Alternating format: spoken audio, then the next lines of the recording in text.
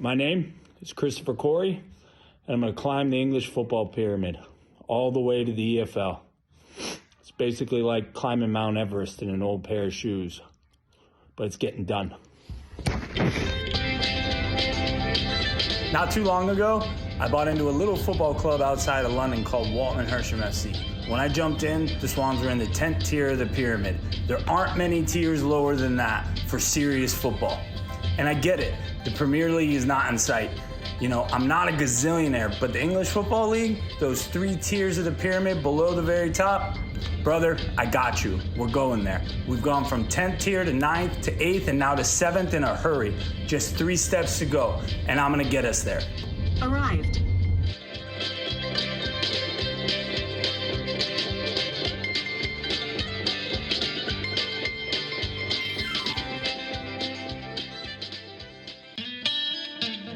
I want it.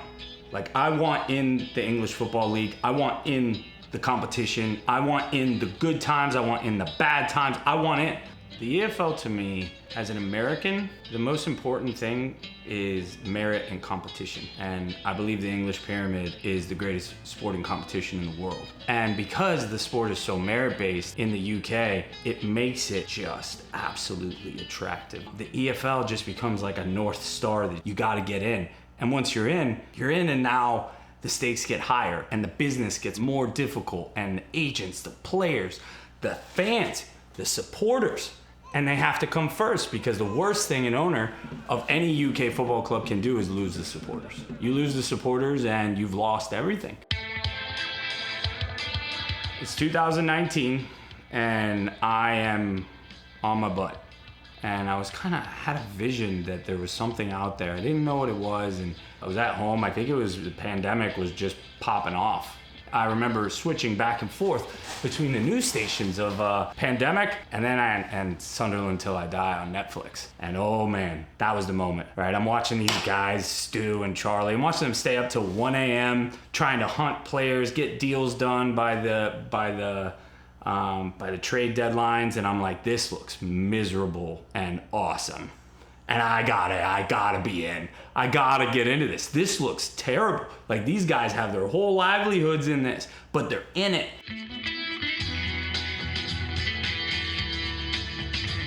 It was about January, February of 2019.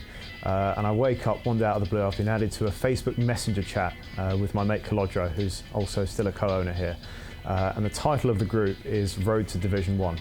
And he says, boys, we want to buy a football club. And I was like, what's this all about? And he was like, no, we're going to try and take over a team in the 10th division. And after a few months of back and forth, I kind of got a sense that, you know, this was actually real and tangible, and a takeover could actually happen. And then it was June of 2019 that we actually became owners of the club, with the club just weeks away from folding. And here we are 5.5 years later. So April 18, 2022, I reach out and send him a message. Now, since we're going into this topic, I 100% knew what I wanted at that point. I was already in the process of trying to buy a football facility here in Florida, but I had already watched that Netflix series, so I wanted into a football club. So I had just kind of opened up the conversations with them on LinkedIn with one of the owners, and got the ball rolling, and I could tell right away I was not welcome at all. Zero. I've been a salesman my whole life, but I knew I wasn't going away. And I knew I had my eye on getting involved with this football club because I loved how they started it. They started it kind of parallel to where I started, which is an American advertising guy changing his life, right? Moving into the football business, not really knowing what is gonna come of it. And here are these 7 boys in college gonna start this journey in football, not knowing what's gonna come of it, and they succeeded. And I knew the value in that youthful spirit of, you know what? I don't care what people think, we're gonna give this a go. They needed a salesman. And at this point, I had been fairly successful. I had a really good resume of agencies that I had built and clients that I had acquired. And they gave me the opportunity to sell for them for free. For me, it was certainly a step down of a project, where I was in my career, but I'm always happy to do that. Retrospectively, if I hadn't, we wouldn't be sitting here because I wouldn't have been able to show any value to the football club.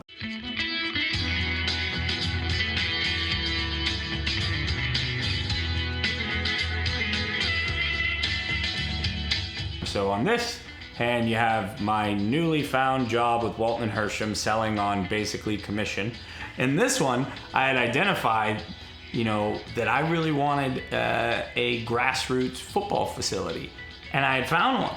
So by February of 2022, I'm in negotiations to buy this dilapidated farm, 25 acres, seemingly in the middle of nowhere, in Palm City, Florida. I'll never forget, one of the first weeks here, we cut a hedge and found 10 rattlesnakes, 15 feet where we planned for the kids to play soccer. So, when I say it was run down, it was run down. And you had these two things running side by side.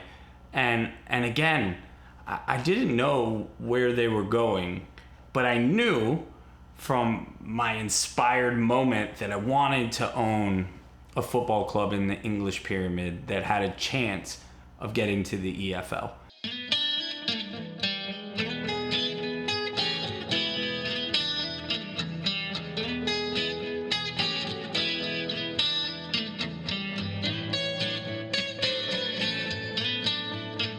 I grew up here, that's first and foremost. I can see the difference that this club makes to the community, and the more it grows, the more it makes an impact. I just want to be making sure we can do the most possible for this community. And to be honest, I just love football so much, so I want to see how high we can get. I got to get into this fight. I got to get into the EFL. I got to get in somehow. Massive hats off to him for what he's doing, and I've just got a funny feeling that he's going to succeed.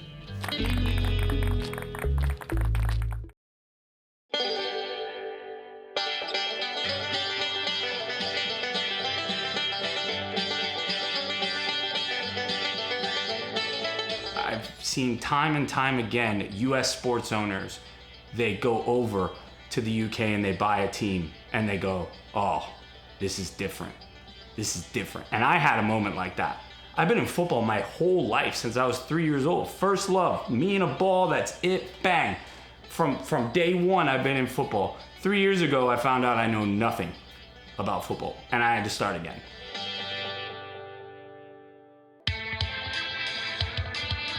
I know a lot of people across the world, and particularly in the US, have fallen in love with Wrexham over the past few years, but I really think that we can be the Hollywood story over the next few years.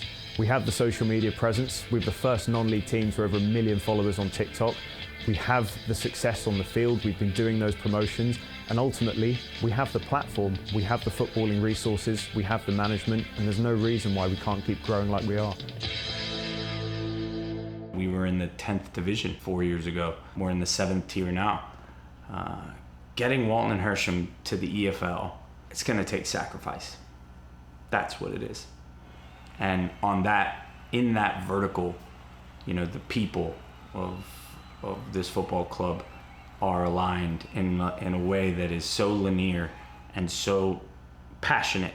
I dedicate my entire life to this non-league football club in the pursuit of eventually getting to the EFL. Now, why do I do that? I don't really know, but I think it comes from a deep-rooted obsession with football itself. I think the people at this club are all like-minded. We have no lives, we have football. It's the 1 a.m. phone calls, it's the flights, it's everything, right? Everything we do here, the 18 hours a day here at the farm. We develop something that's beautiful, and people can grab onto that. Like a city in the middle of Florida, right? In the middle of Florida that has wrapped its arms around a 7th division club in England. And the community supports a grassroots facility that used to be a horse farm that is now helping to support a club on its way to the English Football League. Kids should be able to dream, they should be able to hope, and they should be supported by their community to dream and hope. One of the things that people have attached with me is, hey, there's this crazy guy who lives on the football facility who owns a club 3,000 miles away, and is telling us here in Florida that he wants to help develop our kids to live a dream of playing European football or live their dream of playing professional football. They see that it's authentic because they see me here every day working those hours and doing those things. I live here in a 500 square foot apartment with my family, and that sets a landscape of just non-stop work. If I'm here all the time and this facility lives and breathes and breaks the way it does, I'm on call.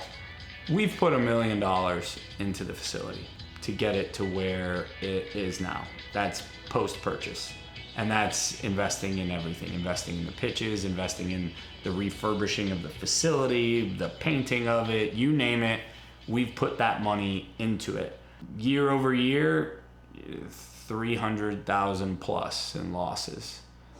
The main thing I think about is that you can't do this in the United States at a reputable academy if you don't have $90,000 a year, like IMG, or 60,000, 50,000 like Montverde here in Florida.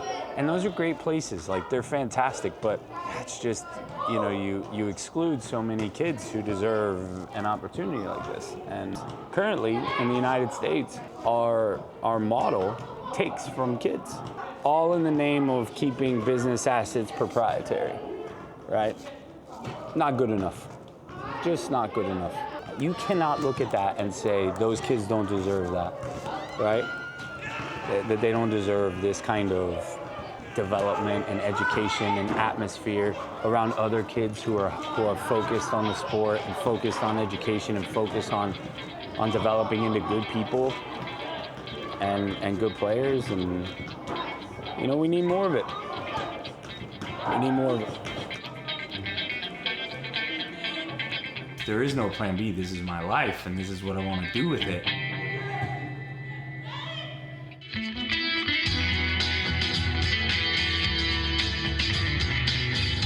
So it took me a few years to figure out how to do this, but we're in the state of Florida, and I know there's plenty of other states that have school choice. So if your child goes to public school and you'd like them to go to private school, the state of Florida will convert the 8,000 or whatever it is to that private school so that your kid can go to private school. That's school choice, which I believe is a brilliant thing because your child's education is very personal, right? You should be able to make that decision, especially if you don't have the funds to do it. We have here what's called an HEP, a home education program. So really think about it as a group of homeschooled students that come here to our academy to get their personalized education. And it's called their personalized education platform. So each kid has their own individual curriculum. So through that, the parents are able to get that school choice scholarship and convert it into a payment here to the academy. Now, it is still not enough to do what we do, but it's something. I'm in. I'm ready to go. I mean, how could I say no to that opportunity? It was right there in front of me, and now it gives me something to work forward to and know what I'm doing with my future. Andy was the first one, right? So Andy committed to going to London and playing in the Walton Hersham system when he graduated high school. And he did that when he was 15 years old. We saw something in Andy. Our team in the UK, our management team saw something in Andy. And Andy was willing to have the faith in this project, in me, in the community, to say, this is where I'm going to put my future. And that's a young man with a ton of character to do that. Ton of character. He's a beautiful player. He's fluid. He's smart. He plays hard. But to me, what makes Andy special is his discipline and his character and his belief in this football club. I think it's really cool to be able to set examples for the younger kids here. They all have the technical ability, but also how to be a good person and to make sure that, as well as being a soccer player, they're able to go over there and be respectful and show their good character that I know they all have.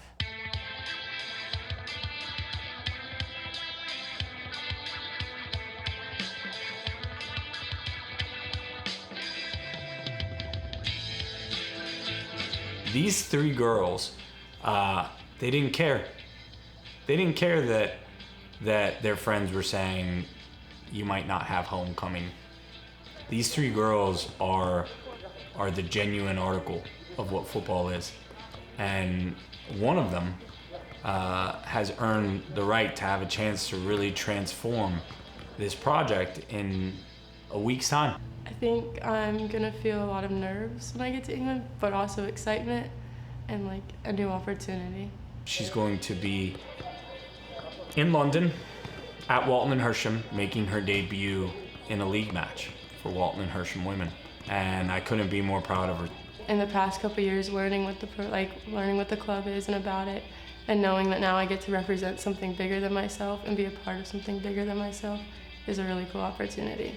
JC is playing at the highest level for her age, and she's performing at the highest level. She's definitely a standout player, and she's going to go over there and do great. Out of that match, I want a goal. I want to come out of it knowing that I did everything I could and left everything on the field and performed my best. It just proves that we can ball here. You know, we have the talent. We just got to showcase it and give the opportunities to everyone, and it would be awesome. You know, balling with my friends from here locally and going over there and making a name for our club here and show that we have what we need, what it takes, and we can bring it to a whole nother level in a different country. Yeah, JC is about to like change history for the U.S. Like in playing in England and stuff, and she's breaking it, and she's giving me the pathway and Nyla the pathway and all the younger girls the pathway. And she's worked so hard, and she deserves every bit of it. I'm definitely feeling a JC Lane hat trick for sure to continue her streak from State Cup, and maybe a couple assists in there. She's definitely gonna go over there and ball, 100%. 100%. She's gonna make a name for herself right away if she gets over there. First game, she's gonna score so many goals, and everyone's gonna be like, JC Lane from Walton Hersham Academy.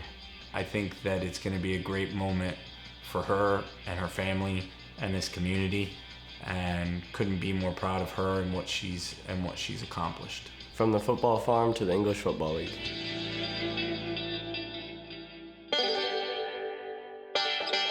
The challenges of buying a rundown horse farm and converting it to a football facility that you'd be proud of, that this community could be proud of. All of the air conditioning units were broken. All the electrical needed to be replaced. All the plumbing needed to be replaced. You name it, we had it. Just every time I felt like we opened a door, we broke a doorknob.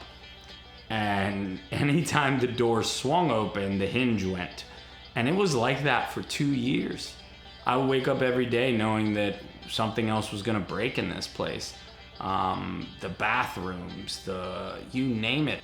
I think those moments of wanting to quit are what strengthened our characters to get to the point where we can say as a family that this vision of getting to the EFL for this community, for this family, for my partner's family,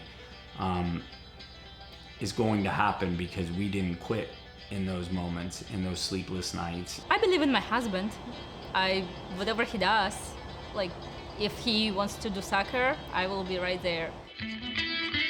So my wife and my kids, I think about them a lot because they've followed me on this journey of building a grassroots football facility, of investing in a club in the UK, and you know, they never said, you know, we can't do this, Dad, this is a bad idea, Dad, this doesn't seem like it works. Well, there's a lot of chaos around here because there's always a lot of people, but I think he organizes it very well. You know, my boys are 14, they're old enough to understand what's on the line for this football club. My wife, you know, there's just people in this world that are different on such a positive level and have faith in people where other people would have run away screaming. My wife's one of those people. Bam! I saw how much it means for him, how much he wants to do that, and I was super happy and proud of him. I dare you to come home to a Belarusian woman and complain about how, you know, you've lost your way right? And my, I mean, I crack up thinking about it because she'd just look at you and I go, oh man, I just complained to the wrong person. She is tough through her skin and into her bones. She is tough. I'm not tough. I'm very soft and loving and sweet sometimes. She comes at you when you're weak to see if you're gonna break. And she wouldn't have married me if I wasn't tough to my core. And maybe I just didn't know what level I was until I met her. We may be in the middle of nowhere, Florida, right? And we may be 2 hours from either MLS club, and we may be all of these things. But when you come here, you're gonna feel that it's run with the appropriate level of care and standards. And that's why we're gonna show you what it takes to uphold those standards.